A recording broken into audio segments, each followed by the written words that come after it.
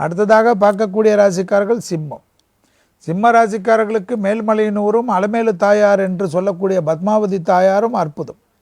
நரம்பு சம்பந்தப்பட்ட உபத்திரம் மிக மிக கவனமாக பார்த்து கொள்ள வேண்டும். ப்ரெஷர், நரம்பு என்றால் தலையிலிருந்து கால் வரைக்கும் பாதம் வரைக்கும் பார்த்து கொள்ள வேண்டும். வீணாக கொஞ்சம் பார்த்து கொள்ளக்கூடிய ராசி 2025 சிம்ம ராசி. உடற்பயிற்சி கண்டிப்பாக செய்ய வேண்டும். மனதை ஒருநிலைப்படுத்தக்கூடிய பயிற்சி செய்ய வேண்டும். பணம் இல்லை, அது இல்லை, அப்படி இல்லை, ஊருக்கு போல, அவங்க நல்லா இருக்காங்க, இவங்க நல்லா இருக்காங்க, எனக்கே இப்படி கஷ்டம், இதெல்லாம் பேசக்கூடாது. காதல் அமைப்பிலும் யாரும் அலோவ் செய்யக்கூடாது. கல்யாண அமைப்பிலும் யாரும் பஞ்சாயத்து பேச அலோவ் பண்ணக்கூடாது. கணவனாக இருந்தால் மனைவியிடமும், மனைவியாக இருந்தால் கணவனிடமும் டோட்டல் சரணாகதி ஆக வேண்டும். வண்டி வாகனத்தில் வித்தைகள் காட்டாமல் இருக்கணும்.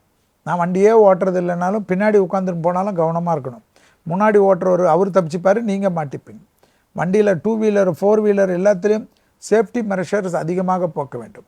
டிரைவர்கள் அதிக வேகமாக ஓட்டினால் ஐயா முடியாது, ஓரமாக நில்லுங்கள், நான் நடந்தே வரேன், இல்லைனா வேறு பஸ்ஸில் வருகிறேன் என்று சொல்லிவிட வேண்டும்.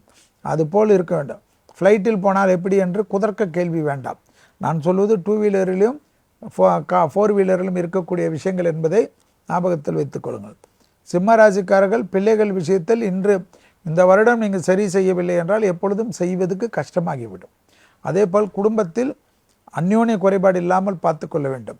திருமணத்தில் இருந்த பாதிப்புகளை நிவர்த்தி செய்வதற்கு குரு பார்வை இருப்பதையும் ஞாபகத்தில் வைத்துக் கொள்ள வேண்டும். ஏதாவது மனஸ்தாபங்கள், கஷ்டங்கள், பிரச்சனைகள் எல்லாம் இருந்தால் பேசி தீர்த்து கொண்டு மீண்டும் பழைய தவறை செய்யாமல் இருக்கக்கூடிய உறவை பார்த்து கொள்ளுங்கள். ஊருக்காக வாழாதீர்கள், உலகத்துக்காக வாழாதீர்கள். எந்த ஊரும் எந்த சோஷியல் மீடியாவும் ஒருவேளை சோறு உங்களுக்கோ ஒருவேளை காஃபி உங்களுக்கோ கொடுக்காது என்பதை ஞாபகத்தில் வைத்துக் கொள்ளுங்கள். கண்டிப்பாக மே மாதம் வரை தொழிலில் மிக மிக கவனமாக இருக்க வேண்டும். தொழில் பறிப்போகிறதுக்கோ, தொழிலில் நீங்கள் செய்யாத பழிக்கோ அல்லது ஏதாவது பிரச்சனைக்கோ மற்றவர்கள் ஒன்று சேர்ந்து உங்களை காலி செய்து விடுவார்கள்.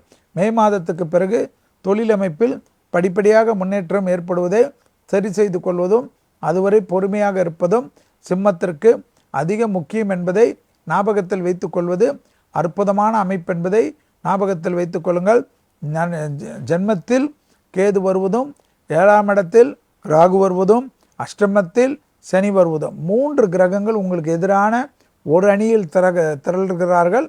கவனம், கவனம், கவனம்.